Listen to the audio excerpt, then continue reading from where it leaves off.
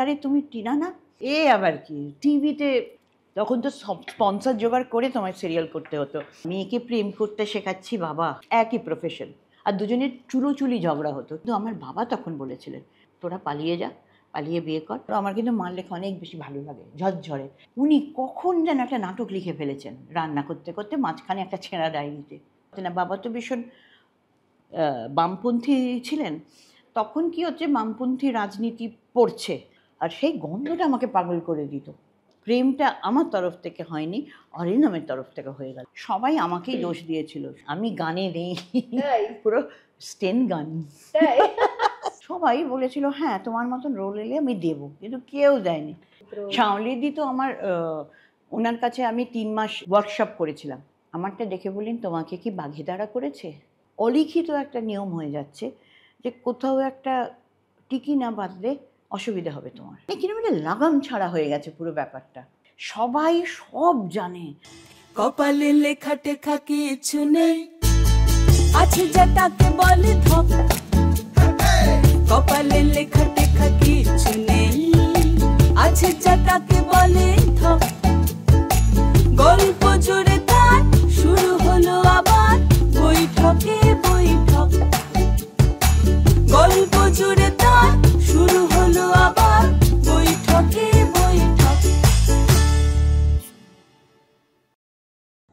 আমাদের এই পর্বের স্পন্সর হলেন অন্নপূর্ণা স্বাদিষ্ট। আপনারা 13 পার্বণের টিনাকে চেনেন? আশা করি যারা দেখেছেন 13 পার্বণ তারা চেনেন, এখনো ইউটিউবে আছে, পারলে দেখে নেবেন। কারণ আমাদের দূরদর্শন, যে দূরদর্শন আমরা আজকে ভাবি যে ছোট হয়ে, মানে স্যাটেলাইটটা ছোট হতে হতে হাতে বন্দি হয়ে গেছে, সেই দূরদর্শনের প্রথম সিরিয়াল ধারাবাহিক হচ্ছে 13 পার্বণ, এবং 13 পার্বণের টিনা মানে খেয়ালিদি আজকে আমাদের অতিথি। খেয়ালিদি বলেছে যে তার কিছুই খেয়াল থাকে না। খেয়ালিদি ছোটবেলা থেকে মানে সিরিয়ালের জনক, সে তোমার জনক। ভাবতে কেমন লাগতো ছোটবেলা থেকে বাবা কেমন ছিল? দেখ কি সুন্দর বাংলা বললি, আমার ভালো লাগলো দেখে, মিষ্টি দেখতে লাগছে, সুন্দর বাংলা, মানে আমি অভিভূত। হ্যাঁ, আমাদের হাত মানে সোনেক্স যে কোম্পানিটা ছিল ওইটা হাত ধরেই প্রথম সিরিয়াল আসে। এবং আমার বাবাকে যেটা দেখেছিলাম, আমি যখন, আমার তো কোনো কারোরই আইডিয়া ছিল না যে এটা কি গায়ে মাখিয়ে না খায় এরকম একটা ব্যাপার। তখন আমি যেদিন প্রথম যাচ্ছি, মেকআপ নিতে দেননি, বুঝলি তুমি যেরকম বেরিয়ে এসো। তো গিয়েছিলাম, কিছুই জানি না তো, তাই ভয়ও নেই আর টেনশনও নেই। শুনলাম কি করব, বললেন জাস্ট রিয়্যাক্ট, যা কথা বলবে তার রিয়্যাক্ট করে বেরিয়ে আসবে। তাই করেছি। আমি যে অভিনয় করছি আলাদা করে সেটা কিন্তু কখনো মনে হয়নি। ইনফ্যাক্ট যখন প্রথম কেউ চিনলো রাস্তায় যে আরে তুমি টিনা না, তখন আমি খুব অবাক হয়েছিলাম, কী করে জানলো, কী করে চিনলো। করতে করতে যেদিন অটোগ্রাফ নিল, আমি সেদিন হাইলি এক্সাইটেড যে কী ব্যাপার অটোগ্রাফ নিচ্ছে বলে খুব বাড়িতে এসে বলেছিলাম।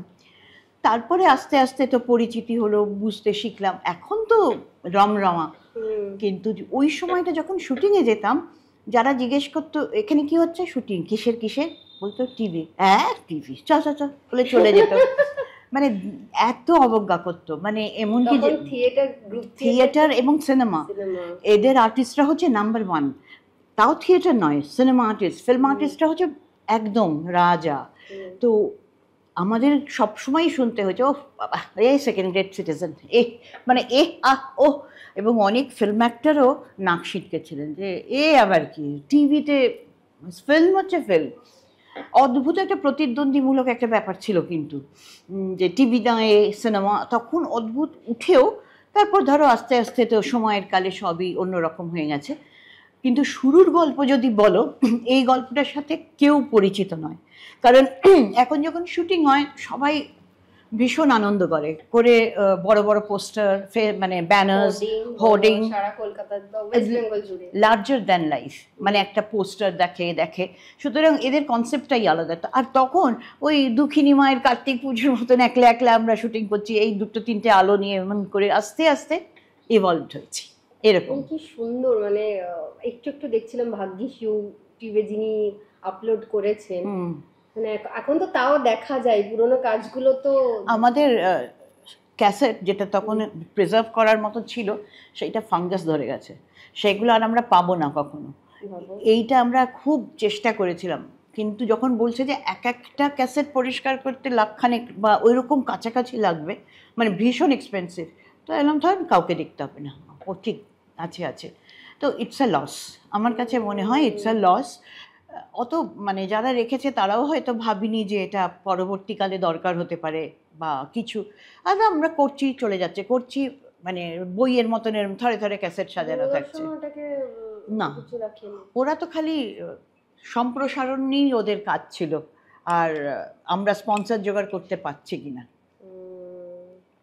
তখন তো স্পন্সর জোগাড় করে তোমায় সিরিয়াল করতে হতো, কোনো চ্যানেল ছিল না তো, শুধু দূরদর্শন। এবং আমার আজও মনে আছে যখন 13 পার্বণ হয় কাউকে বিক্রি করা যাচ্ছিল না, কোনো কোম্পানি নিতে ইন্টারেস্টেড ছিল না।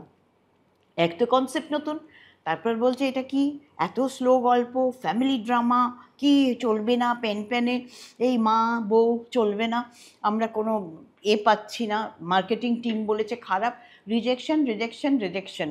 তো একদিন বাবা তখন বলেছেন চল একটা কাজ করি, ঝুড়ি ভর্তি ক্যাসেটগুলো নিয়ে রাস্তায় হাঁটতে যাই, ক্যাসেট আছে গো নেবে, সস্তায় ক্যাসেট আছে বলছেন যে আমি তো আর পারছি না। এরম করে ঘুরতে অবশেষে এখন যে বিস্ক ফার্ম কোম্পানি, তার যিনি কর্ণধার তৈরি করেছিলেন, যিনি পাল কাকু, আমার বাবার খুব ভালো বন্ধু ছিলেন, উনি তখন শুরু হয় বন্ধুত্বটা, উনি তখন এগিয়ে এসে কিনেছিলেন। মানে ওনার হাত ধরেই কিন্তু প্রথম সিরিয়াল আলো দেখে, কারণ আমরা কোনো পাচ্ছিলাম না, স্পন্সরশিপ পাচ্ছিলাম না, মানে বম্বেতে পাঠিয়েও আমরা পাচ্ছিলাম না, কারণ কনসেপ্টটা নতুন, সবাই কেউ রিস্ক নিতে চাইছে না। তারপর উনি যখন এগিয়ে এলেন, মানে তারপরে রেস্ট ইজ হিস্ট্রি। ওই ওনার আশাটা খুব একটা মানে ঈশ্বরের মনে হচ্ছে পাঠিয়েছেন ওনাকে। হ্যাঁ, এইটা সেই শুরু হলো আস্তে আস্তে। ভাবা যায়। তোমার ছোটবেলার একটু জোছন্দস্তিদার, মানে শুরুতেই তো দেখছো যে বাবার অনেক ছাত্রছাত্রী, এবং মানে আমার না ছোটোবেলা থেকে যখন জ্ঞান হয়েছে আমি দেখেছি ঘরে রিহার্সাল চলছে, মানে আমি বেডরুম, বসার ঘর, তারপরে একটা বড় এরকম লম্বা ঘর ছিল এরম ধরনের, তো সেইখানে দিনের বেলা অফিস হতো, রাত্রিবেলা রিহার্সাল হতো। তো রিহার্সাল ওইটা আমাদের ইন্টেরিয়র ডেকোরেশনের একটা কোম্পানি ছিল, উডেন ফার্নিচার্স। হ্যাঁ, বাবা মা দুজনেই করতেন না? সবাই। আচ্ছা। তো ওইটাই ছিল মেন সোর্স অফ আর্নিং।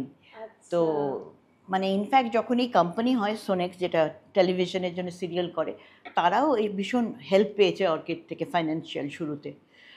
মানে এই কোম্পানিটা ছিল বলে আমরা নাটক করতে পেরেছি, কোম্পানিটা ছিল বলে অনেক হেল্প পেয়েছে ওই কোম্পানি। এটা ছিল একদম মাদার বিজনেস।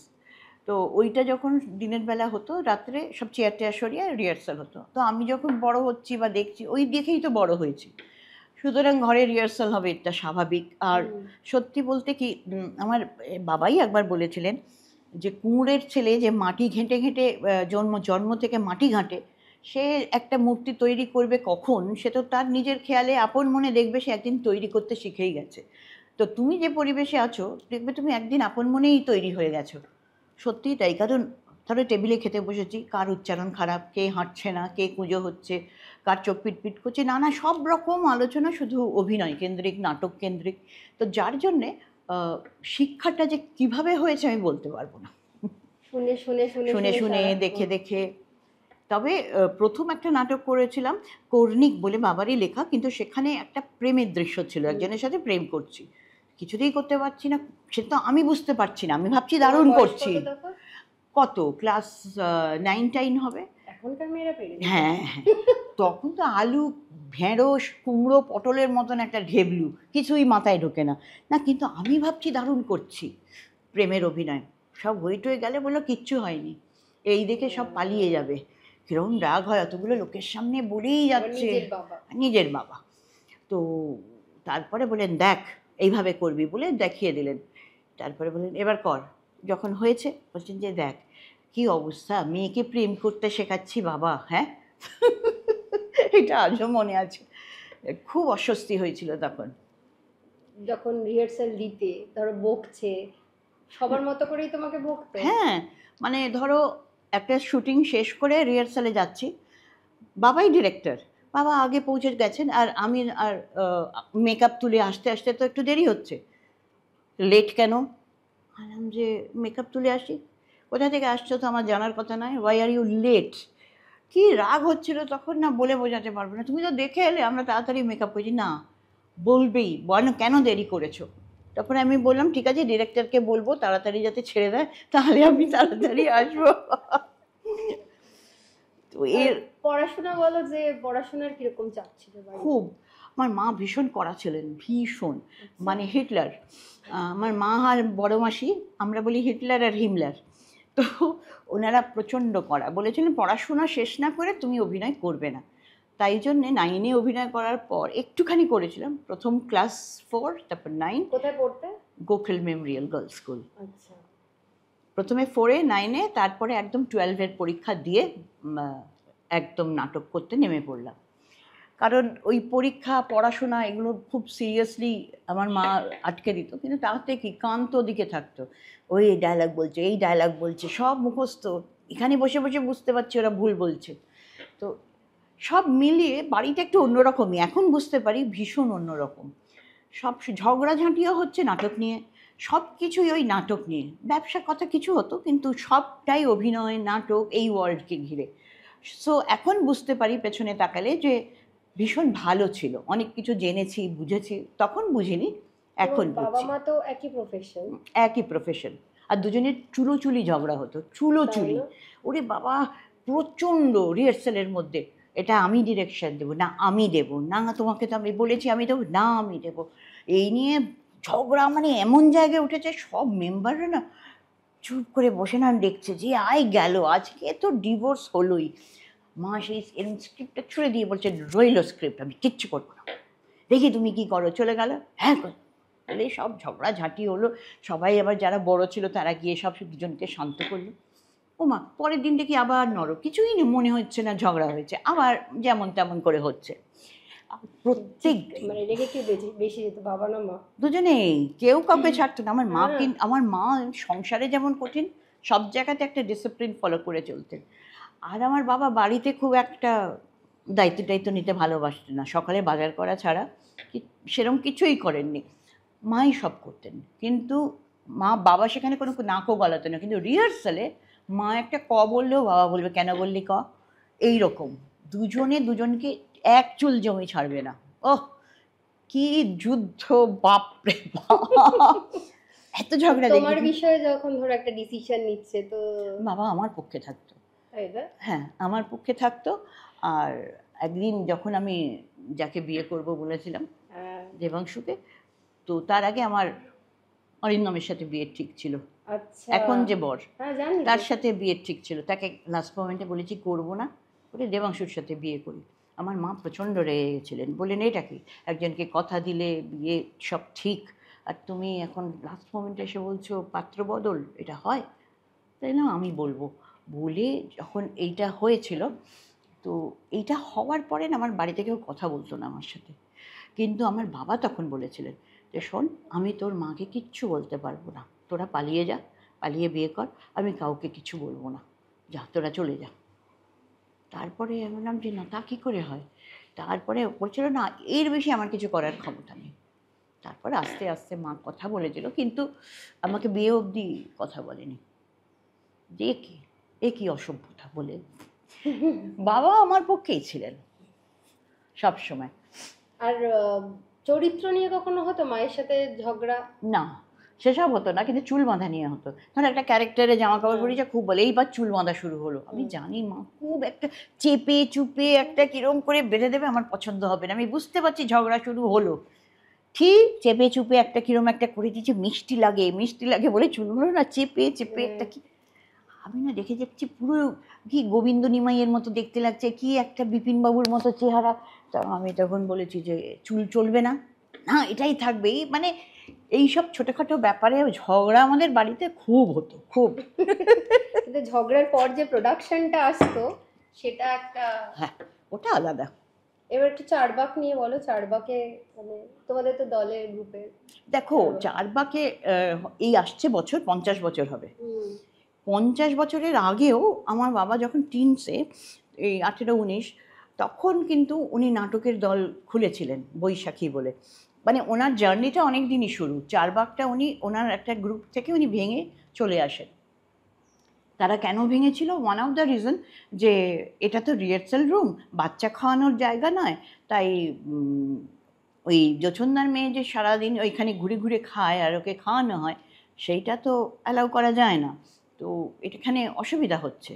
আচ্ছা, তো এরম করে বলার পর আরও বলা হয়েছিল, বোঝানোর চেষ্টা করা হয়েছিল, তো তারা শোনেনি। ওয়ান অফ দ্য রিজন আরও ছিল। তো এইটার জন্যে ছেড়ে আবার আমরা চারবাগ শুরু করি। এবং সত্যি বলতে কি, আমার ছেলে যখন হলো, সে কিন্তু চারবাগে ঘুরে ঘুরে হামাগুড়ি দিত, আর প্রণীতা ওকে খাইয়ে দিত। খালি ওর কাছে গিয়ে বসতো, সুন্দর দেখতে, ওর কাছে গিয়ে বসতো আর ওকে খাইয়ে দিত। আমরা খুব হাসতাম এটা নিয়ে। কিন্তু ওইটা যখন হলো, তখন মা বলছিলেন যে আমাদের সময়টা কত আলাদা ছিল, কত লোকে তখন প্রোটেস্ট করেছিল, আজ দেখো কেউ করছে না। হ্যাঁ, সে তোমার ভয়ে করছে না, কিন্তু তা নয়, আজকে সবাই বুঝতে পারছে যেহেতু এক্স্যাক্টলি দেখো, মেয়েদের তো কেউ সম্মান প্রথম দিকে করেনি। এখন যেভাবে মেয়েরা এগিয়ে আসছে সেটা ঠিক ভুল পরের কথা, কিন্তু এতদিন চেপে রাখা হয়েছে না, এবার যখন মাথা চাড়া দেবে সেটা তো হবেই। আমরাও যখন স্বাধীনতা পেয়েছি যে আমরা ইচ্ছে করলে বিয়ে নাও করতে পারি, আমরা ইচ্ছে করলে বেবি নাও ক্যারি করতে পারি, তো এইরকম সব জিনিসগুলো আসার পরে এখন সময় বদলেছে। কিন্তু আমি তার আগে দেখেছি সময় এত বদলায়নি, ভীষণ সাফার করতে হয়েছে। তো সুতরাং তো প্রচুর সাফার, মানে এই যে বাড়ির কাজ করে বাইরের নিজের ইচ্ছেগুলোকে আমার মায়ের দেখো অত রাগী ছিলেন, সেটা হওয়ারও কারণ আছে। আমি বলছি না যে উইদাউট এনি রিজন, কিন্তু আমার মা সংসার সামলেছেন, আমার মা রোজগার করেছেন, আমার মা অভিনয় করেছেন, এবং লাস্টলি যেটা সবাইকে অবাক করেছে, উনি কখন যেন একটা নাটক লিখে ফেলেছেন রান্না করতে করতে, মাঝখানে একটা ছেঁড়া ডায়েরিতে। And that was excellent. তখন নেমেছিল প্রত্যাশা বলে নাটকটা, সেটা তখন ওয়েস্ট বেঙ্গল গভর্নমেন্টের পুরস্কারও পেয়েছিল শ্রেষ্ঠ নাটক বলে। এইবারে এত ভালো নাটক এবং এত সুন্দর গল্প, মেধহীন ডায়লগ। তারপরের থেকে মা একটা এনার্জি পেলেন, পরপর 4-5টা নাটক করে দিলেন। মানে এটা করতে করতে তারপরে হঠাৎ বাবা তখন লিখতে পারতেন না। বাবা তো ভীষণ বামপন্থী ছিলেন। তখন কি হচ্ছে, বামপন্থী রাজনীতি পড়ছে, মানে একটু হয়তো অন্যরকমভাবে চলা শুরু করেছে। বাবা খুব আপসেট ছিলেন সেটা নিয়ে। তো বলতেন, দেখো আমি তো রাজনৈতিক নাটক লিখি, এখন যদি লিখতে হয় নিজের লোকের সম্বন্ধেই বলতে হবে, তো সেটা আমি পারবো না, সুতরাং তুমি যে লিখছো লেখো। তো অনেক দিন বাবা নাটক লেখেননি। তারপরে মার লেখাটা শুরু হলো, এবং ওই না বললাম না সব দিক সামলে তারপরে উনি লিখতেন। এবং মার নাটক যদি দুজনকে সাথে কম্পেয়ার করতে বলো, আমার কিন্তু মার লেখা অনেক বেশি ভালো লাগে, ঝরঝরে, আর সব কটাতে মেয়েদের কথা বলা আছে খুব সুন্দরভাবে। সেই জন্যে শি ওয়াজ রিয়েলি ট্যালেন্টেড। আমার বাবাও খুব ট্যালেন্টেড, আর আমি তো জিনিয়াস। একদম অবশ্যই জিনিয়াস। 10 বছরে তো আমার ক্লাস 4 যখন পড়তে প্রথম নাটক করেছি।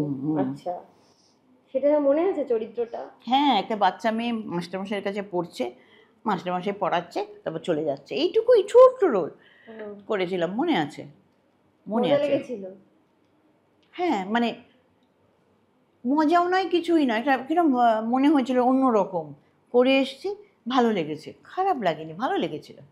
অন্যরকম, হ্যাঁ, পড়াশোনার বাইরে, আর সবাই নাটক করছে, সেখানে তুমি একটা সুযোগ পেয়েছো। এইটা একটা খুব সুন্দর কথা বললি। আমার বাবা মা যখন অভিনয় করতে যেতেন, আমি থাকতাম আমার মাসির বাড়িতে, বড় মাসি যে বললাম, ওখানেই আমি মেনলি থাকতাম। আর যখন রাত্রিবেলা শোয়ের পর নিতে আসতেন, গাড়িতে উঠে একটা গন্ধ পেতাম, সেটা হচ্ছে তখন ক্রিম ছিল, চারমিস ক্রিম, তাই দিয়ে মেকআপ তুলে যখন গাড়িতে সবাই বসতো, একটা মেকআপ আর চারমিস নিয়ে একটা অদ্ভুত গন্ধ থাকতো, আর সেই গন্ধটা আমাকে পাগল করে দিত। আমি খালি ভাবতাম কবে আমারও মুখ থেকে ওরকম গন্ধ বেরোবে, আমিও মেকআপ তুলবো। আস্তে আস্তে যখন সেটা হলো, তখন আমি না আজও বলি, আমার মেন নাটক করতে আসার একটা পজিটিভ কারণ হচ্ছে আমি বাবা মার সাথে থাকতে চাই। আমার কাকু অভিনয় করেছেন, এদের সাথে আমি থাকতে চাই গ্রিন রুমে। মানে ধর অভিনয় করছি, পাশে দেখাচ্ছি বাবা দেখছে, ওদিকে দেখছি কাকু দেখছে, অভিনয় করছি, মানে সব মিলে একটা ফ্যামিলি গেট টুগেদারের মতো এভরিডে। তো সেই জন্য আমার ভালো লাগতো অভিনয় করতে। আচ্ছা, চন্দ্রা দস্তিদার আর খেয়ালি দস্তিদার একই চরিত্রে অভিনয় করতে চেয়েছিল, এরকম কোনো চরিত্র আছে? হ্যাঁ রে, আছে। একটা ছোট্ট নাটক বাবা লিখেছিলেন, কমেডি, হিলেরিয়াস কমেডি। সেখানে একটা ক্যারেক্টার আছে বউয়ের, তার স্বামী মারা গেছে, বউয়ের নাম হচ্ছে ননিমালা, বসে কাঁদছে, আর তার বর পরাশর, সে মারা গেছে, করে ও বসে আছে আর হাউ হাউ করে কাঁদছে।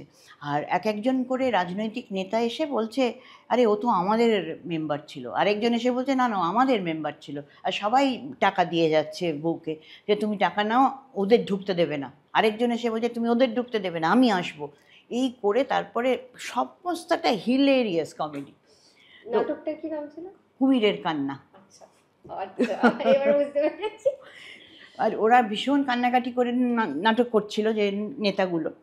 তো ওই বউটার চরিত্র, একদিন মার খুব শরীর খারাপ হল, মার খুব মাইগ্রেন ছিল, তখন আমরা দূরে একটু নাটক করতে গেছি, তো ভীষণ বমি করছেন, করতে পারবে না, তো বাবা বললেন যা চট করে তৈরি হয়ে নেন, এটা তোকে আজ করতে হবে। ঠিক আছে, তৈরি হয়ে বসে আছি, হঠাৎ মা বললো আমি করবো। হ্যালো এই কি আমি করবো? তো বলে না আমি যখন পারছি আমি করবো। দিল না, আমাকে করতেই দিল না। তারপরে আবার যখন হলো, আমি বললাম কে করবে? বললো যে আমি বলতে পারছি না কে করবে। মা ভাবো আমাকে সব দেয় কিন্তু ওইটা ছাড়লো না। তারপর একদিন বললাম এটা আজকে দাও, তা বলে আচ্ছা একটা দিন করো। একদিন করেছিলাম, আর দেয়নি। ভাবা যায়। খুব ছোট্ট নাটকটা কিন্তু খুব মজার। শুনেই তো বেশ মজা লাগে, কুমিরের কান্না। কুমিরের কান্না। আর বলো যে মানে সব গ্রুপ থিয়েটার, আমি জানি না তখন, এখন যেমন থিয়েটারগুলো আমরা দেখতে চাই ভীষণ সিরিয়াস কন্টেন্ট, কিন্তু চলো পটল তুলি, মানে এই যে কুমিরের কান্না যেগুলো বললে, এটা কমেডি। সেই দেখো অভিনয় বা ওই নাটক, গ্রুপ থিয়েটারের নাটক সবসময় একটা ভাবনা থেকে হয়েছে, একটা সাহিত্য নির্ভর হয়েছে, নয়তো সামাজিক পটভূমিকা, রাজনৈতিক পটভূমিকা, এই দুটো নিয়েই তখনকার সব নাটক তৈরি হতো। আমার বাবার ওই যে বলতেন একটা সময় ছিল যখন নাটকের মূল ছিল চাষিরা জোরদার মারবে, তারপরে তারা সফল হবে, হাত তুলবে, লাল আলো জ্বলবে, এরকম ঘেঁষা নাটক প্রচুর হতো। তারপরে ধীরে ধীরে যখন এটা চেঞ্জ হলো, ধরো আমরাই সবসময় পলিটিক্যাল নাটক করেছি, যখন মা লিখতে শুরু করলেন এটা সোশ্যাল হয়ে গেল, কোনো খুব সুন্দর সোশ্যাল একটা গল্প।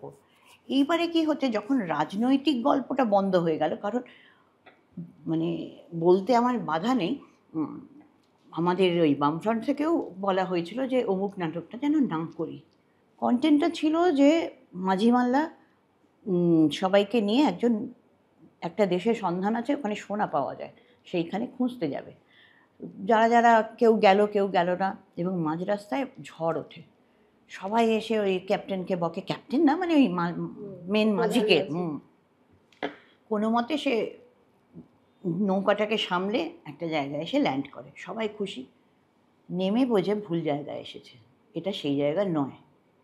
এইবারে সব কাঁদছে, বলছে আমরা এবার কি করব, মানে এরকম ধরনের, তুমি আমাদের লিড করে এসছো, ভুল করেছো, এই করেছো।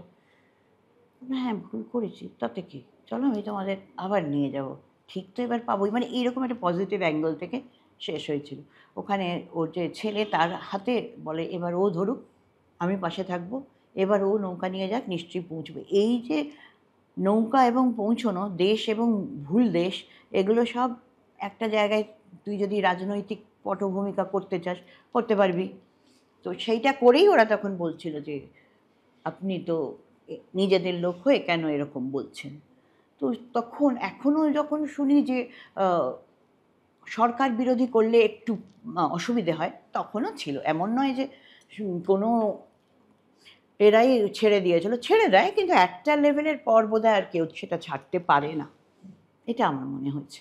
এই কমেডি ব্যাপারটা যেটা, হ্যাঁ কমেডি ব্যাপারটা হচ্ছে বাবার পর মায়ের পর চারবাক একদম স্ট্যান্ড স্টিল হয়ে গিয়েছিল, মানে কি করবে বুঝতে পারছিল না।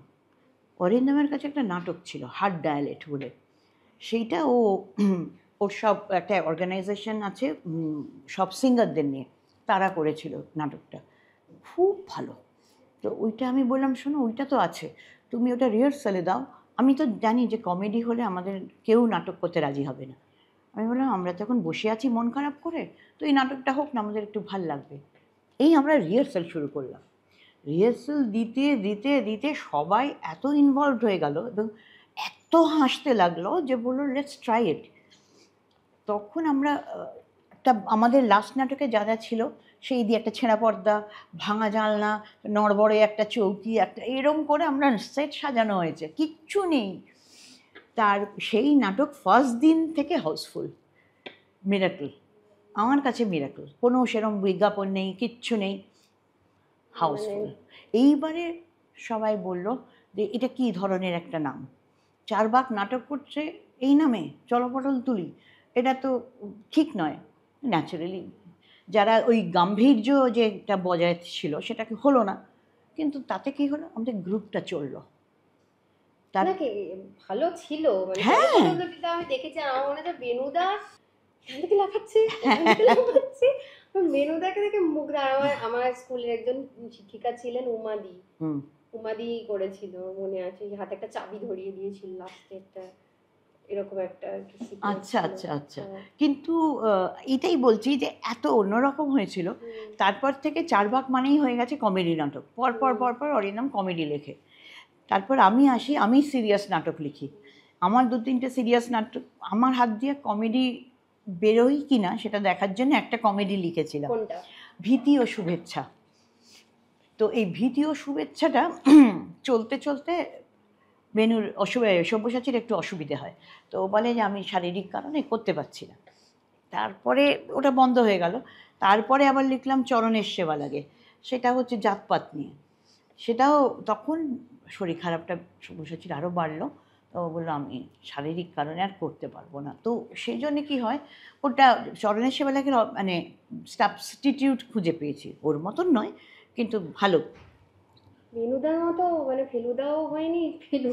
হ্যাঁ, না দেখ এখন ও যদি না পারে আমরা তো জোর করতে পারি না। না অবশ্যই, বয়স তো সবারই হচ্ছে। বেনু আমার দাদা, অ্যাকচুয়ালি নিজের দাদা। মামাতো দাদা, আমার মায়ের নিজের ভাই, তার ছেলে, ছোট মামার ছেলে, আমার মা ওর পিসি। আর এটা আমরা যখন থেকে 13 পার্বণ শুরু হয়, সবাই তো আর জানে না দাদা, সবাই তখন এটা ওটা গসিপ, আনন্দলোকেও লেখা হচ্ছে, গোড়াটিনা। সব গোড়াটিনা নিয়ে চলছে, আমরাও কিছু না করিনি।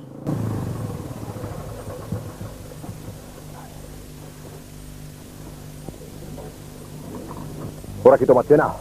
না, এত রাত্রে তুমি এখানে কি করছিলে? তা জেনে আপনার কি লাভ? আমার কোনো লাভ নেই, কিন্তু তোমার ক্ষতি হয়ে যেতে পারে। এইসব রাস্তায় এত রাত্রে তোমার ঘুরে বেড়ানোটা উচিত নয়। তোমার বয়স তো অল্প। I don't care. তাই?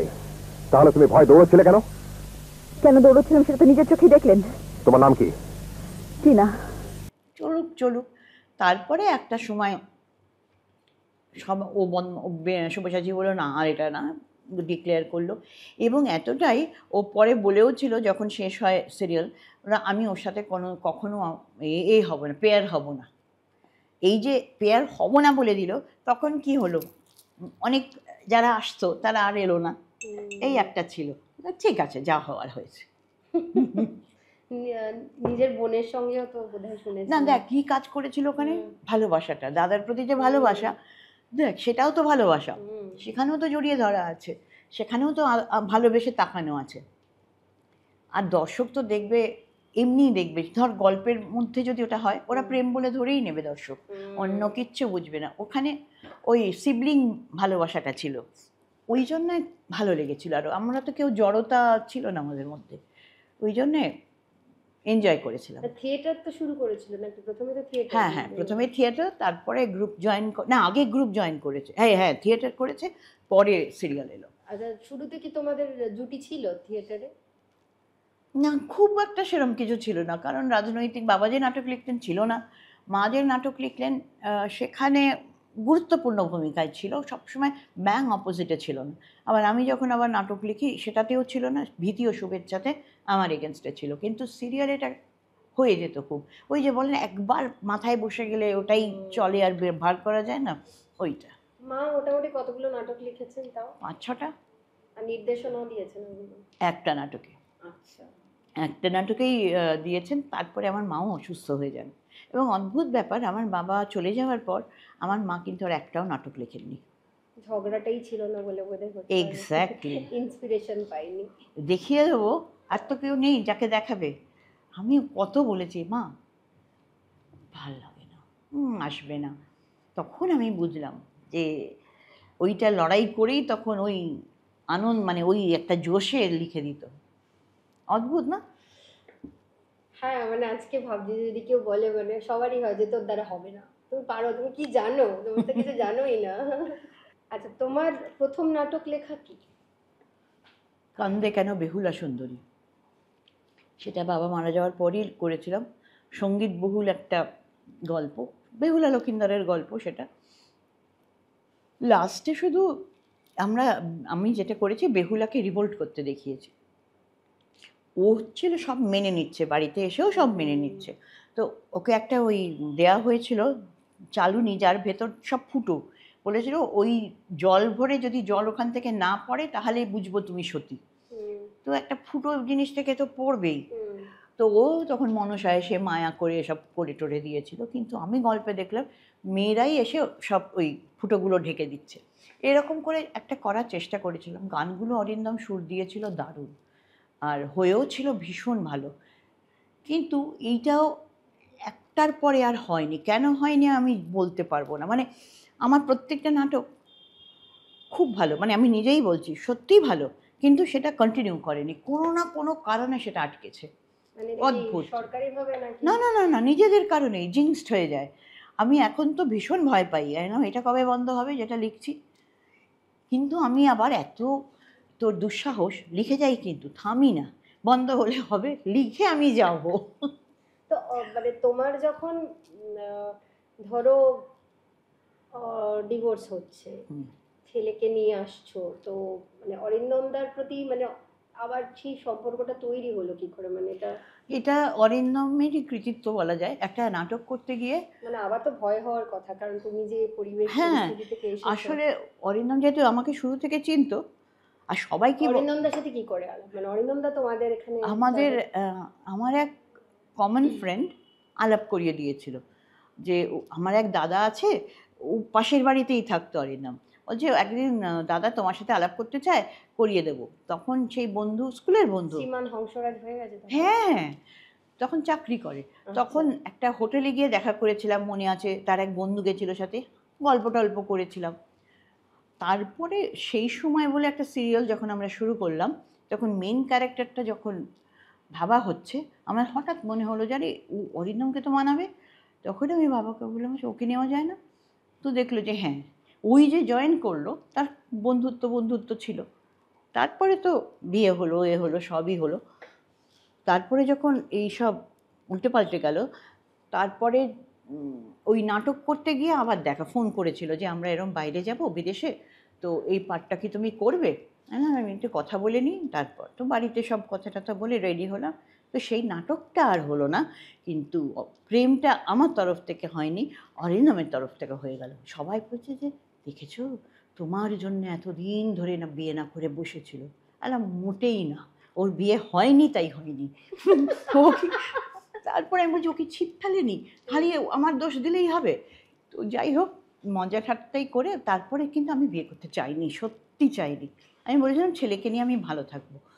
তখন আস্তে আস্তে যা হয়, একঘেয়ে বলেই যাচ্ছে। আর আমিও আস্তে আস্তে হলাম যে দেখি, আমি খুব পরীক্ষা করতাম ওকে, চুপচাপ বলতাম না, কিন্তু ছেলের সাথে কিভাবে ব্যবহার করছে, আমি নেই, পাশের ঘরে গিয়ে শুনছি কি করে, মানে একদম ঈগলের চোখ বলে না, ঈগলের মতন আমি দেখতাম যে এইটুকু যদি কিছু থাকে আমি ছেড়ে দেবো তক্ষুনি, একটু আমি ওর আঁচ লাগতে দেবো না। তো দেখলাম যে না, ঠিকই আছে। তারপরে তো এখন খুব মানে দারুণ বন্ড। এবং মিরাকল একটা, ওদের স্কুলে সব গার্জেনের নাম দেয় তো সব রিপোর্ট কার্ডে, son's name Aditya Sengupta, father's name Arindam Ganguly. কেউ কিন্তু প্রশ্নও করেনি পদবী আলাদা কেন। অবশ্যই। হ্যাঁ, এইটা কোন স্কুলে পড়েছে? Assembly of god church. তো সেইখানেও কেউ প্রশ্ন করেনি। এটা কী করে সম্ভব হয়েছে আমি জানি না। মার্কশিটে যখন 10-12-এর মার্কশিট বেরোয় তখনও সেম, শুধু পাসপোর্টে গিয়ে আটকেছে। ওখান থেকে ফোন করছে যে বাপি এরকম বলছে। কত বছর ছিল পাসপোর্টে? পাসপোর্টে তখন বড় হয়ে গেছে, কলেজে পড়ে। তখন বলছে যে আমি গিয়ে বলছে যে আমি নামটা দিতে চাই না। তখন ওরা বলেছে দেখো এটা তো নিয়ম, তোমাকে দিতে হবে। তো বাপিকেও জিজ্ঞেস করেছে, অরিন্দম বলে, আরে পাসপোর্টের নাম দেবে, কেন দেবে না? এটা তো খালি ওই সময় একবার দেখাতে হয়, এমন তো নয় যে তোমাকে কিছু আলাদা করে করতে হবে। মানে আমি বলছি ওদের ভালোবাসাটা ভীষণ দুজনের মধ্যেই আছে। মানে আমি ভগবানের কাছে খুব কৃতজ্ঞ যে এইটা আমি পেয়েছি, না হলে কি হতো আমি জানি না।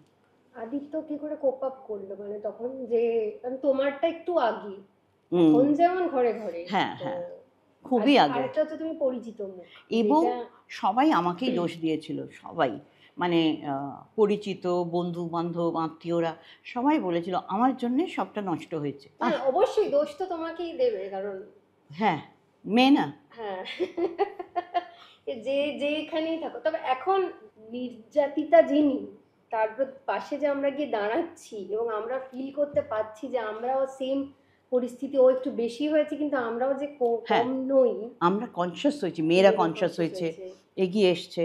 এবং এই যে ধর পড়াশোনা শিখেই বিয়ে করতে কেউ খুব একটা ইন্টারেস্টেড হচ্ছে না। আমি যেখানে ঘুরি আমার অনেক ভাইপো ভাইজি আছে যারা বিয়েই করবে না, বললো আমরা নিজেদের কাজ নিয়ে খুব হ্যাপি আছি।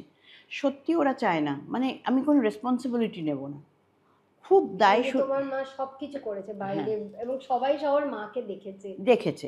কি আমি যে খুব করেছি তা নয়, মানে আমি রান্নার কাজ একদম ভালো পারি না, পারিই না। আমি পারি না। ভালো, ওয়েলকাম ওয়েলকাম।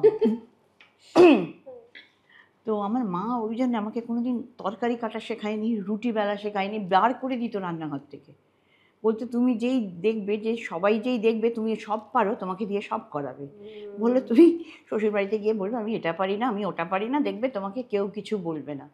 সত্যিই তাই, মানে আমি সত্যি বলতাম যে আমি জানি না।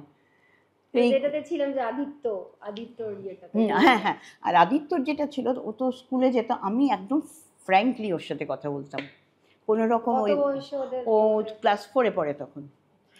তখন ওকে আমি যাই, একদিন এসে বলছে মা সবাই বলে যে আমাকে তোমার মায়ের 2টো বিয়ে, তোমার মায়ের 2টো বর। ক্লাস 4-এ ওর তোমার বিয়ে হয়ে গেছে। তখন আমি বললাম যে দেখো ঠিকই তো, আমার তো 2বার বিয়ে, বাবা তোমার বাবা আর অরিন্দম আরেকজন, তুমি বলবে হ্যাঁ আমার মা আরেকবার বিয়ে করেছে, I stay with my step father, বলে দেবে। বলবো বললাম হ্যাঁ, এটা লজ্জার কিচ্ছু নেই, তুমি বলবে। ওই যে বুঝলো, তারপর থেকে আর কোনো গ্রিভান্স নেই। তবে অরিন্দমকে অনেক বাজিয়ে তারপরে ভালোবেসেছে। অরিন্দমকে একবারে যে ভালোবেসেছে তা নয়, মানে আমি বুঝতে পারতাম যে একটা কোথায় আটকে যেত। বাবার সাথে দেখা করতে যেত, মানে হ্যাঁ হ্যাঁ, ওদের তো কথাই ছিল উইকেন্ডে যাবে, যেত। আর তখন একটুখানি কোপ আপ বলতে কি, he was very introvert from the beginning. দেখ নিশ্চয়ই যদি কিছু মনে হয়েও থাকে আমি জানি না, কিন্তু আমি ওর সাথে সব সময় কথা বলেছি, সব সময়।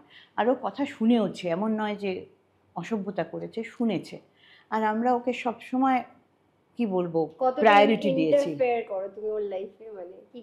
কলেজ থেকে কিচ্ছু না, জিরো, মানে আমি নোবডি হয়ে গেছি, বুঝেছিস তো। ও জবে থেকে লম্বা হয়ে গেছে, এরম করে দেখে ব্যাস আমার সব জারি জুরি শেষ, আর কিচ্ছু শোনে না। নায়ক খাওয়ার সময় যখন নায়ক হলো, হব না, আমি অভিনয় করবো না, কি রাগ। সেখানেও এই শেষবার, আমি আর কোনোদিন অভিনয় করবো না, খেয়াল আমি ডিরেক্টর হব। উফ, সে একটা সময় গেছে। তারপরে এই আবার বীরাঙ্গনা বলে একটা রিলিজ করলো, ওখানে একটা ছোট পাঠ করেছে, করুক, করলেই ভালো। লেখালেখি করে, লেখালেখি খুব লেখে, খুব লেখে, স্ক্রিপ্ট নানা জায়গায় যায়, জমা হয়। এখন যদি বলিস এই স্ক্রিপ্ট রাইটিংটাও নাম্বার 1-এ আছে, ডিরেকশনটা এখনো অত যে সুযোগ পেয়েছে তা নয়। ছোট তো, বাচ্চা নয়, ওই আর কি। তো এইটা ও কোপ আপ করাটাই আমি ভীষণ নোটিস করেছিলাম। ওই স্কুলের বন্ধুরা ভীষণ কষ্ট দেয় তো এক এক সময়, ওইটার ব্যাপারে আমি বলতাম তোমার যা মনে হবে আমাকে বলবে, যা মনে হবে। আর রাত্রির বেলায় শুয়ে খুব গল্প করতাম, পাশাপাশি শুয়ে, জানো তো এইটা ওইটা সেইটা করে, অরিন্দম থাকলে কেন ভালো হবে। বললাম দেখো আমরা যদি রাত্রিরে সিনেমা দেখতে যাই, একা একা ফিরবো, ধরো ও একজন আমাদের মানে গার্জেনের মতো থাকবে, এরকম করে আস্তে আস্তে বলতে বলতে ও বুঝেছে যে মানুষটা খারাপ না, এইভাবে চলেছে। মানে যেটা হয় যে মায়ের একজন বন্ধু হচ্ছে সেটা বাচ্চারা মেনে নিতে পারেন, মানে আমার ক্ষেত্রে যেটা হয়। হ্যাঁ হয়তো। কে কেন থাক হ্যাঁ। না, আমরা দুজন যাই না, চলো না। আর যেহেতু জানে যে মা সবকিছুই পারে, তো আচ্ছা অরিন্দমদার প্রথম নির্দেশনা চারবাগ থেকেই তো নাটকে, চলো পটল তুলি। চলো পটল তুলির নির্দেশনা। আর কান্দে কেন বেহুলা সুন্দরীতে ওর প্রবেশ গানের গায়ক হিসাবে। তুমিও গান গেয়েছো, তুমি অভিনয় করেছো? না না, আমি অভিনয় করেছিলাম মনসা। আচ্ছা। তো যার জন্য গান আমার দিকে নেই, আমি গানে নেই, তাই? পুরো স্টেন গান। তাই? স্টেন গান? তুমি গাইতে পারো না? মা গাইতে পারতেন? মা গাইতে পারতেন, গলায় সুর ছিল কিন্তু গাইতেন না, গলায় সুর ছিল, গুনগুন করলেও সুরেলা করতো, আমি যেমন বেসুরো। আচ্ছা। তবে রিহার্সালে যখন প্র্যাকটিস করে যদি কখনো গাইতে হয়েছে সেটা অল্প করে পেরে গেছি, কিন্তু কিন্তু এই যে যদি বলো খেয়ালি দিয়ে একটা গান শোনাবে এক লাইন, আমি উঠে চলে যাব এইরকম। তোমাদের ঝগড়া হয় চুলো চুলি মানে অরিন্দমের সাথে? হয় না? ভালো, নিজেকে প্রমিস করেছিলাম আমি ঝগড়া করব না। রাগ হলে কি করো? আগে খুব রেগে যেতাম, মোবাইল ছুঁড়তাম, ফোন ছুঁড়তাম, বাসনপত্র ছুঁড়ে ফেলে দিতাম, এরম করে রাগ হতো প্রচণ্ড। তারপর ওভার দ্য ইয়ার্স আস্তে আস্তে ঠান্ডা হলাম, এবং যেটা আসল, আমি যে গুরুমায়ের দীক্ষায় দীক্ষিত হয়েছি ওনার কাছে যাওয়ার পর আর সত্যি আমার রাগ হয় না। মনে হয় ওখানে আগে গেলে নিশ্চয়ই আরও ভালো হতো, কিন্তু ওই সময়, তার আগে তো হবে না। আর অরিন্দমদার রিয়াকশন কেমন হতো? যে চুপ, ও দেখছে ছুঁড়ছো, এরম করে দেখলো, মাটিতে পড়লো, ভেঙে যাবে বলে তুললো। আর যত এরকম চুপ করে থাকে না আমার আরো রাগ, কিছু বলতে পারো, খিচির মিচির খিচির মিচির। তারপরে কান্না পেয়ে যেত যে কিছুই বলছে না, কিচ্ছু লাভ হয়, ওই জন্য আরো চুপ করে গেছি, কারণ ওকে বলে কোনো লাভ নেই, কিচ্ছু কোনো হেলদোল নেই, ও যেটা করার সেটাই করবে, করবেই, কিচ্ছু করে আটকানো যাবে না। তো মিউজিক ডিরেক্টর অরিন্দমদা মানে দুটো মিলিয়ে সব গানেই তো, সব নাটকেই তো মোটামুটি মিউজিক হ্যাঁ। থাকতো। হ্যাঁ, সবেতেই ও মোটামুটি মিউজিক করতো, গান যেখানে হতো সেখানে তো ও সুর দিতই, গাইতো, এইভাবেই চলছে। এইবারে আমি একটা কাজ করেছিলাম অরিন্দমের ফাদার্স ডে। আচ্ছা আচ্ছা আচ্ছা, বিলবোর্ড এই শুরুর দিকটা তখন আকাশ বাংলা, আকাশ বাংলা ভালো হতো ওগুলো। হ্যাঁ, কি ভালো হতো বলো। এবার সত্যি আমি তাই। সিরিয়ালের দিকটায় যাই, তোমার ছবিতে সেরকম না, তোমার? আমি সব ডিরেক্টরের কাছে গেছিলাম যে আমি অভিনয় করতে চাই, সবাই বলেছিল হ্যাঁ তোমার মতন রোল এলে আমি দেবো, কিন্তু কেউ দেয়নি, তোমার একমাত্র মতো? তরুণ মজুমদার ছাড়া। উনি নিজের থেকে এসে বলেছিলেন আপনার মেয়েকে আমার কাস্ট করতে চাই। তারপরে উনি বলেছিলেন খেয়ালি দেখো তুমি কিন্তু খুব বেশি রোল পাবে না, কারণ তোমার চেহারা যেরকম সেই রকম অভিনয় বা সেই রকম ধরনের রোল কিন্তু খুব কম লেখা হয়, তুমি গ্রামের মেয়েও করতে পারবে না, তুমি সাধারণ মেয়েও করতে পারবে না। এলাম মনে মনে আমি বলছি একবার দিয়ে তো দেখো পারি কি না। কে লিখে দিয়েছে যে পারবে না? ওই তারপর যাই হোক, চেহারার সাথে ছেড়ে তো তৈরি করা যায়, মেকআপ করা যায় তো, তো যাই হোক হয়নি। হাতি করেছো তুমি হ্যাঁ। ক্লাস 10 এ, মানে 10 বছর বয়সে। তো সুতরাং ওইখানে তরুণ একটা হতো মজুমদার কি কোন কাজটা করেছে? পথপ্রাসাদ, শেষের দিকে তখন পথপ্রাসাদ করেছিলাম। একটু খাওয়া দাওয়া করা যাক, আমাদের তোমার জন্য মাছ আছে, লাভলি, এসো চলে এসো। পেসে আলা নিউবার্গ সস। ও বাবা কি দারুণ দেখতে, এই তো দারুণ, তুই খাবি না? তুমি খাও। হ্যাঁ আমিও খাবো, খেতে খেতে কথা বলা যায় না। হ্যাঁ ঠিক আছে, হুম। খাবো আমরা পরে। হুম। ঠিক আছে, তাহলে তরুণ সিনেমা নিয়ে কথা। তারপরে আর কোনো ছবির কাজ করনি? আরেকটা করেছিলাম শ্যামলী বলে, কিন্তু সেটা শুটিং হয়েছিল 7 বছর ধরে। হ্যাঁ হ্যাঁ, আমাকে একটা সিনে একরকম দেখতে, পরের সিনে আরেক রকম দেখতে।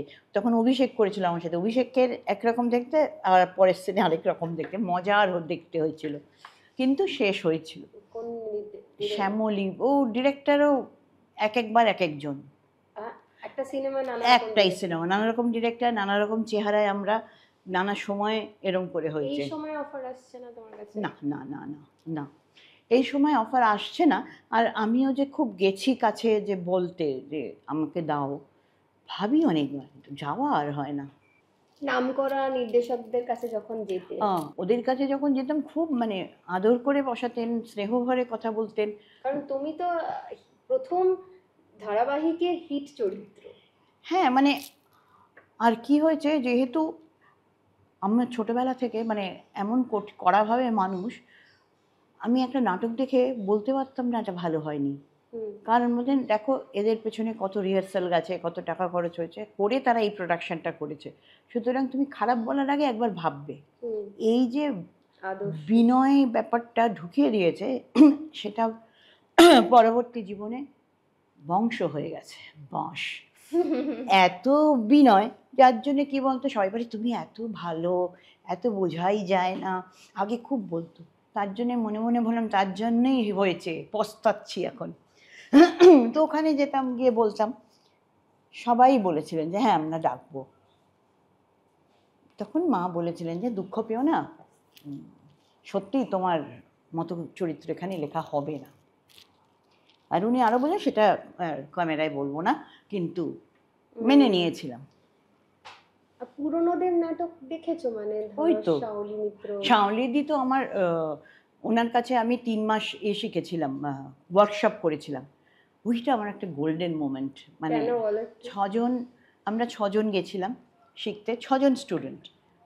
তো শাওলিদি শেখাচ্ছে কী করে কথা বলতে হয়, গলা স্বর তৈরি করতে হয়, সারেগামা পাধানিসা এরম করে করে করে করে এক একদিন এক একটা হোমওয়ার্ক দিতেন। একদিন আমরা কেউ হোমওয়ার্ক করে যাইনি। খুব হোমওয়ার্ক দিয়েছিল মনে নেই এখন, মানে কিছু একটা মুখস্থ করা বা কিছু একটা যে আমরা এসে বলবো না, কিছুই বলিনি, করিও নি। তো খুব অসন্তুষ্ট হয়েছিলেন। ঠিক আছে, ওমা পরের দিন গিয়ে দেখি শম্ভু মিত্র নিজে বসে আছেন। আমি তো সবাই আমরা চুপ, কি ব্যাপার শুনলাম নাকি এখানে তোমরা কথা শুনছো না বলে শুরু করলেন। তারপরে বললেন যে আচ্ছা করো, ইমপ্রম্পটু কিছু দেখাতে বললেন, দেখালাম। আমারটা দেখে বললেন তোমাকে কি বাঘে দাঁড়া করেছে? না, মানে আস্তে আস্তে, অত তাড়াহুড়ো করার দরকার নেই।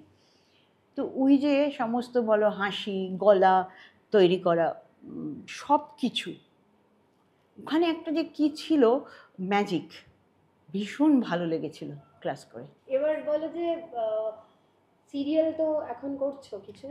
না, ওই লাস্ট খোলা হাওয়ায় করেছিলাম, তারপরে 1.5 বছর মতন না, অফার সেরমভাবেও আসেনি আর আমিও করিনি। এটা সত্যি অদ্ভুত, কারণ আমার কাছে অফার আসে, কিন্তু এবারে দেখছি না, আসে কিন্তু এবারে দেখছি আসছে না। মানে কতদিন হলো এটা? এই 1.5 বছর ধর। একদমই আসছে না। তখন দেখছি তো চারিদিকের অবস্থাই এই, যে কেউই সেরকম আমাদের মতন যারা পরিচিত মুখ খুব কম চান্স পাচ্ছে। এটাও চিন্তার কথা। যাকে আর নাটকের কি অবস্থা মানে এখন এই মুহূর্তে? নাটক দেখো ভালো চলছে, সবাই অনেক কমার্শিয়াল হয়ে গেছে, মানে বুদ্ধিমত্তার সাথে তারা গ্রুপ চালায়। আমাদের মতন ঘরের টাকা খরচা করে কেউ নাটক করে না, অনেক অনেক অনেক বেশি প্র্যাকটিক্যালভাবে তারা গ্রুপ চালায়। এখন নাটক করেও নাম করা যায়, আগে যেমন নাটক করে খেতে পাওয়া যেত না, এখন যারা যারা গ্রান্ট পায় তারা কিন্তু নাটক করে অন্যদের খাইয়েও তারা ভালো থাকতে পারে। তো এইটা হচ্ছে একটা অন্য রাস্তা, যেটা ভীষণভাবে পপুলার হয়েছে থিয়েটার ওয়ার্ল্ডে। সেই জন্যে এখন সব গরিব ঘর থেকে এসে করে সেই স্ট্রাগল করে অতটা নেই। হ্যাঁ, খাটতে হচ্ছে তুমি তোমার ট্যালেন্ট বোঝাবার জন্য, আর বেশি কিছু না। হেনস্থা হওয়া, মেয়েদেরকে হেনস্থা করা, যে নাটক করতে গেলে নাকি এইগুলো করতেই হয় বলে একটা, কিন্তু ওইভাবে কেউ না জেনে আসছে বা মনে করছে যে হ্যাঁ যা শেখাচ্ছে নির্দেশকই সব রাজা, আর কি তুমি যেটা বললে। দেখো এইখানে সময় কি ছিল এটা? মানে আমি তো কিছুতেই বেরোইনি, আমি তো একটা গণ্ডির মধ্যেই আছি। আর গণ্ডির বাইরে যখন গেছি তখন আমি কিছু ফেস করিনি। আমার ব্যাপারটা আলাদা হবেই, কিন্তু আমি একটা জিনিস মনে করি, কোনো জায়গায় হেনস্থা করাটা ভীষণ অপরাধ। মানে সে অভিনয় হোক, পড়াশোনার ক্ষেত্রে হোক, প্রফেসর হোক, কর্পোরেট ক্ষেত্রে হোক, সব জায়গাতেই আছে। কিন্তু আমরা যেহেতু অভিনয় করি, আমাদেরটা বেশি প্রচারের আলো পায়। এই হেনস্থা হওয়াটা আমাদের এখানে তো ধরো আরব কান্ট্রিতে আছে, যে রেপিস্ট হয় তাকে পাথর মেরে পাবলিক মারে, বা কোথাও গিয়ে ওদের যৌনাঙ্গ কেটে দেওয়া হয়। তো এই রকম কঠোর শাস্তি না পেলে আমার মনে হয় এরা কিছুই হবে না। এই আদালতে যাবে, এটা প্রমাণ ওটা প্রমাণ করতে করতে আসল লোক বেরিয়ে চলে যাবে, কিছুই হবে না, হয়তো 10 বছর 18 বছর জেলে থাকবে, তাকে তারপর পুলিশ প্রোটেকশন দিয়ে বার করে দেবে। মানে এইটা আমার ভীষণ খারাপ লাগে। সুতরাং হেনস্থা হওয়াটা শুধু নাটকে না রে, সব জায়গায় আছে, আর তার কোনো কিছু তোমার পাচ্ছি মা না। কি সেটাই বলেছিলেন যে কাজের তোমার কাজটা না হ্যাঁ, হওয়ার হ্যাঁ, একটা কারণ হচ্ছে one of সেটা? the আমি reasons. বুঝতে পেরেছি যেটা। One of the reasons. এটা না ছিলই, আমার মনে হয় না এটা নতুন কিছু। তবে এখন এই যে এখন- মুখ খুলছে, এখন মুখ খুলছে মেয়েরা, আর হচ্ছে এখন না কোথাও একটা প্রশ্রয় পেয়ে গেছে এই রেপিস্টরা, যে ওদের যে কোনো শাস্তি হয় না, কোনো জায়গায় হয় না, ভারতবর্ষ জুড়ে কোনো রেপিস্টকে দেখা যায়নি আজকে কঠিন বা কঠোরতম শাস্তি দেওয়া হয়েছে। এই একটা জায়গা যেখানটা যত কঠিন হওয়া উচিত ছিল নেই, ভারতবর্ষের কোনো আইনই আমি দেখি না সেরকম। 12 বছরের বাচ্চা, 13 বছরের বাচ্চা, 4 মাসের মেয়েকে করছে, রেপ করছে, মানে বিভৎস বিভৎস সব ঘটনা ঘটছে চারিদিকে, কিন্তু ভয় নেই বলে ভয় নেই, কোনো ভয় নেই। এইটাই আমার ভীষণ অসহায় লাগে খুব। আচ্ছা, এই যে এখন কাজ নেই আমাদের ইন্ডাস্ট্রিতে, কমে গেছে সত্যি তো, ছবিও প্রায় হয় না, আগে যে অনেক ছবি হতো, আবার সিরিয়াল নেই বা নাটকের সংখ্যা বলছো তো তাও ঠিক আছে ইন্ডাস্ট্রিটাতে, এটা কি কোথাও গিয়ে সামাজিক এবং রাজনৈতিক পটভূমির জন্য এরকম অবস্থা, এখনকার যে অবস্থা চলছে আমাদের? দেখো, আমার বাবা এবং উৎপল দত্ত একটা সময় আন্ডারগ্রাউন্ডে ছিলেন, এই কমিউনিস্ট ছিলেন বলে, তখন কংগ্রেস সরকার। তারপরে বেরিয়ে আসার পর যখন আবার বামফ্রন্ট জিতলো, আবার নিজেদের নাটক করেছেন। যখন আবার অন্য নাটক হয়েছে, মায়ের লেখা আটকে দিয়েছে, যে অনুরোধ করেছে, আটকায়নি, অনুরোধ করেছে, কিন্তু ডাইরেক্ট যোগাযোগটা তেমন ছিল না। এবং তার জন্য এমনও হয়েছে যে আমাদের একটা স্টুডিও প্রায় বিক্রি হয়ে যাচ্ছিল, সেইটাকে কোনো মতে আটকানো হয়েছিল। ওনারা একদমই, মানে বামফ্রন্ট আমলে স্টুডিওতে কোনো ইন্টারেস্ট নেওয়া হতো না অতটা, কিন্তু এইবারে দেখছি যে ইন্টারেস্টও নেন, মানে আমাদের এই গভর্নমেন্ট তাদের খবরও রাখে, কিন্তু যেটা অলিখিত একটা নিয়ম হয়ে যাচ্ছে যে কোথাও একটা টিকি না বাঁধলে অসুবিধা হবে তোমার, তাতে কাজের অসুবিধা হচ্ছে অনেকের, কিন্তু এটাই নিয়ম, যস্মিন দেশে যদাচার, ওই যে বললাম, এটা হয়ে গেছে ওভার দ্য ইয়ার্স। গরম জল দেবো না, একটা জল খাই। চল। সুতরাং রাজনৈতিক ব্যাপার তো কিছু একটা আছে, একটা আছে অবশ্যই। এবং এতদিন ধরে যে কাজ নেই তোমার, এবং বা শুধু আমার নয়, সবার একটা পুরো পরিবেশটা হঠাৎ বদলে গেছে, এটা তো অন্ধও বলতে পারবে, যে কেউ বলবে বদলেছে। তাতে কাজ পাওয়ার ফরম্যাট কমেছে, সিরিয়ালের ফরম্যাট বদলেছে, অভিনয় এখন যারা করছে তারা বেশিরভাগই নতুন, এবং চ্যানেলগুলো কি করছে চটপট, মানে এই লাগছে না বন্ধ করে দিলাম, 6 মাসের মধ্যে সিরিয়াল বন্ধ, 8 মাসের সিরিয়াল বন্ধ। তাতে এবার প্রডিউসাররাও ভয় পাচ্ছে যে এত টাকা দিয়ে আমি সেট বানাবো, লগ্নি করব, ফেল করে যাবে, তাই জন্য ওরা কম দামের আর্টিস্ট চাইছে, যে আমি কম দামের আর্টিস্ট দিয়ে কাজ করিয়ে নেব, যদি কাজ চলেই যায় তাহলে আর এদের নেবো কেন। এইটা হচ্ছে, সবই হচ্ছে কর্পোরেট ওয়ার্ল্ডের মার্কেটিং, আমি ডিমান্ড আর সাপ্লাই, ওইভাবে চলছে পুরো ব্যাপারটা। এখানে তো সেই অর্থে শিল্পী বলে কোনো ব্যাপার নেই। নো। আর এই সোশ্যাল মিডিয়া, মানে উড়িয়ে বাবা রে বাবা, মানে আমি খুলে, মানে সবাই সব জানে, সবাই সবাই সব জানে, প্রতিটা ব্যাপারে কমেন্ট হয়, এবং অদ্ভুতভাবে যখনই কোনো মানে অভিনয় সংক্রান্ত কোনো সেলিব্রিটি কেউ কিছু লেখে, তাকে ধুইয়ে কাপড় দেয়, পরিয়ে দেয় একদম, মানে কী যে বলে আর কী যে বলে না, আর সব সময় মানে শুধু, এবং আরও দেখেছি মানে কিরকম একটা লাগাম ছাড়া হয়ে গেছে পুরো ব্যাপারটা।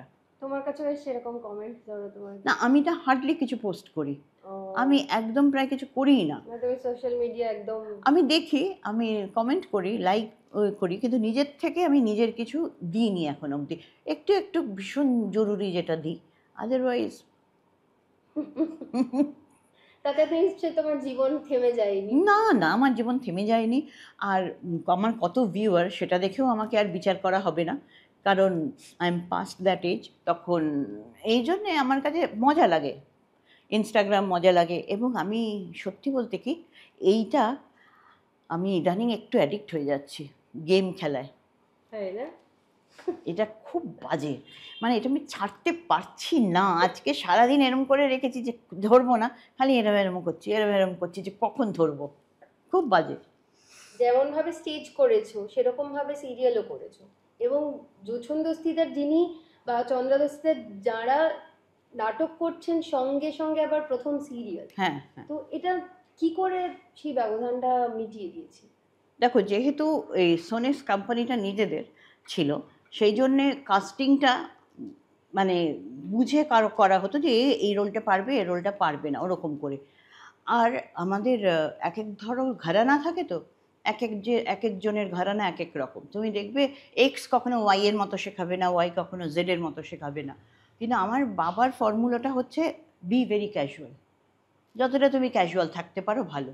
বলেছিলি না অনলি রিয়াকশন চাই আমার, তো তার জন্যে দেখবে আমাদের অভিনয়টা খুব সাবলীল থাকে, স্টেজেও আর ক্যামেরার সামনেও। সেই জন্যে যে খুব একটা অসুবিধা হয়েছে তা কিন্তু হয়নি, আমার হয়নি। এবং আমি কাউকে দেখিনি যে সেরকম বেশি লাউড করছে, ওভার করছে, তা কিন্তু নয়। আর যদি কারোর মনে হয়েও থাকে তখন বলা হয়েছে এটা এইভাবে করো। হ্যাঁ, মানে বেনুদা তো হ্যাঁ। বেনুদা বা গোড়া বা আরো আরো হিন্দি সিনেমা যা যেখানে থিয়েটারও দেখেছি আমি, মানে পুরো হ্যাঁ, মাপটা তুই দেখবি কোথাও ভুল হবে না। কিন্তু এখন যদি বলিস যে সিরিয়াল থেকে গিয়ে অভিনয় করো, অনেকেই হয়তো দেখবি গলা তুলতে পারছে না, বা আর একটু, কারণ নাটকটা একটু পরিশ্রমের জায়গা, একটু ডিসিপ্লিনের জায়গা, fitness, body fitness, body fitness, মানে সময় ধরে তোমায় কাজ করতে হবে, সব কিছু মিলিয়ে। এখন সিরিয়ালে তো মাঝে এটা ছিলই যে তুমি কোথাও থিয়েটার করো তাহলে তুই একটা অ্যাডিশনাল অ্যাডভান্টেজ পাবি। মাঝখানে হয়েছিল। তোমার তো এখনো গ্রুপ মানে নাটকে এখন নতুন কি চলছে প্রযোজনা? আমাদের চলছে চরণের সেবা লাগে আর অরিন্দম নামালোর রিসেন্টলি শরৎচন্দ্রের শেষ প্রশ্ন। আচ্ছা, এই দুটো এখন আমাদের লেটেস্ট প্রোডাকশন চলছে। তো ফিটনেসের জন্য তোমরা কি করো, মানে নাটকে কেউ এলে এখনকার ছেলে মেয়ে? দেখো মাঝখানে করা হচ্ছিল আমাদের যে অ্যাক্টিং ওয়ার্কশপটা আছে, খেয়ালিয়ার ইন অ্যাক্টিং ওয়ার্কশপ, ওইখানে মাঝে আমরা শুরু করেছিলাম। তারপরে স্টুডেন্টরা বেঁকে বসলো যে এত খাটনি আমরা খাটতে পারছি না। তোমরা এরকম বলতে, বা নতুন যারা আসছে তোমার? না মানে কি হচ্ছে, কারোর তো অভ্যেস নেই। এখন কি হচ্ছে, তখন আমরা একটা ট্রানজিট এতে ছিলাম, মানে আমরা শিফট করছিলাম জায়গা, তার জন্য এইটাকে আবার আলাদা করে ভাবনা চলছে, কিন্তু ওটাকে কন্টিনিউ করতে পারিনি। তার জন্যে দেখো এটা যার যার তার ওপর ছাড়া থাকে। মানে গ্রুপে এসে তুমি ফিট হচ্ছ এমন কোনো কার্যক্রম আমাদের এখনো হয়নি, বড় বড় কর্মশালা না, হয়নি। মানে কিন্তু ফিটনেসটা তো খুব জরুরি, খুব জরুরি, খুব জরুরি, ভীষণ ভীষণ। এইটা না হলে সত্যি মানে তুই কনফিডেন্সই পাবি না। চলো, তোমার জন্য কিছু ঝটপট আগুনে ঝাঁপ দেওয়ার কিছু প্রশ্ন আছে। ও গ্রেট। বেনুদা তো জঙ্গল ভালোবাসে, তুমি বেড়াতে যাও? আমি বেড়াতে যেতে ভালোবাসি, কিন্তু যেহেতু অরিন্দম ভালো একদমই চায় না, তাই জন্য আমার বেড়াতে যাওয়াটা কম। প্রিয় জায়গা কোনটা? এটাই আমার প্রিয় জায়গা সমুদ্র, এবং আমি গেছি কিন্তু বরাবর বিদেশে বেড়াতে। আর প্রিয় জায়গা শো করতে না, মানে আমার বন্ধু থাকে হয়তো তার কাছে গেছি, আরেকজন বন্ধুর সাথে গেছি, এরকম করে আমি বিদেশটা বেশ 2-3 বার ঘুরেছি, কিন্তু ইন্ডিয়া আমার দেখা হয়নি। কিন্তু তোমার সমুদ্র পছন্দ? আমার সমুদ্র পছন্দ। ছোটবেলায় মানে তোমার বা দেখা প্রিয় নাটক যেটা এখনো মনে আছে, যেটা হয় না ছোটবেলায় গেঁথে যায় মনে? শিবের অসাধ্যি বলে একটা নাটক ছিল পঙ্কজ মুন্সির, মানে সেখানে, আর নরক গুলজার, এই দুটো নাটক খুব মনে কেটেছিল।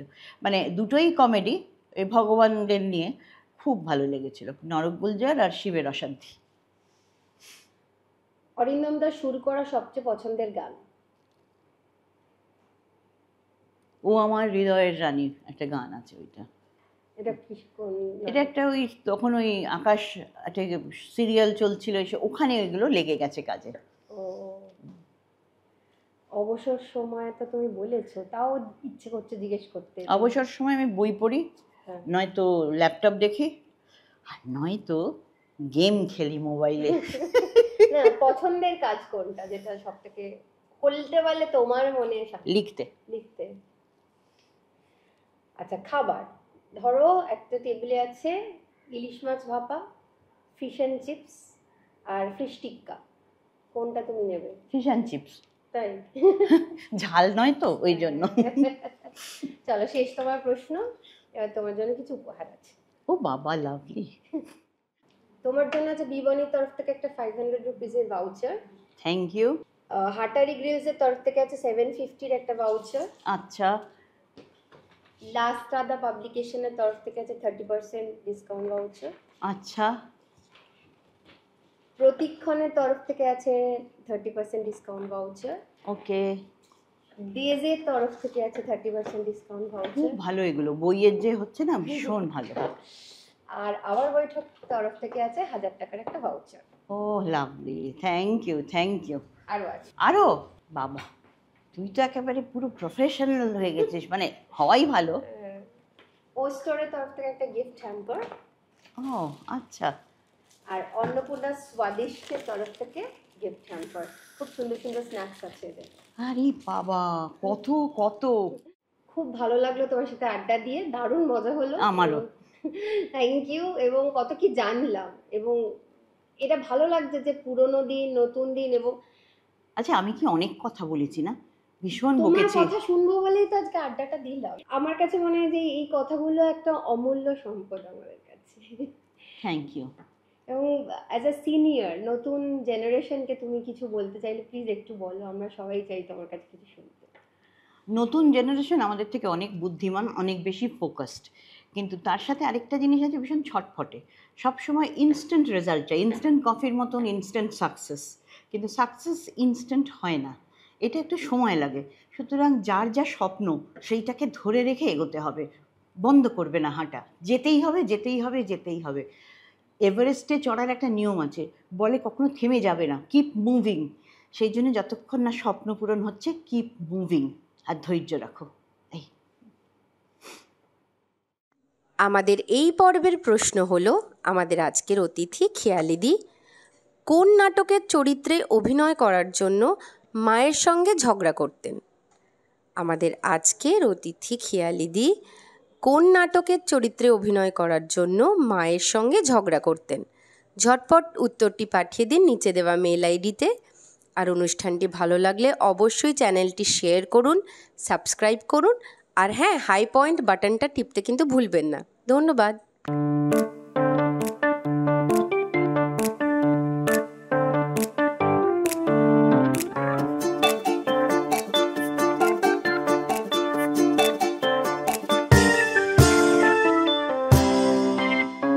দশভুজা নাশে ভুল তো তার হয়, তার জীবন জুড়ে হাজারো পরাজয়, তবুও তার পথে থামার প্রথা নেই। আগলে যায় সরে চলার খেয়ালে, সীমানা ভোলার দুরানা সেই। কপালে লেখা টেখা কিছু নেই, আছে যা তাকে বলে ধক।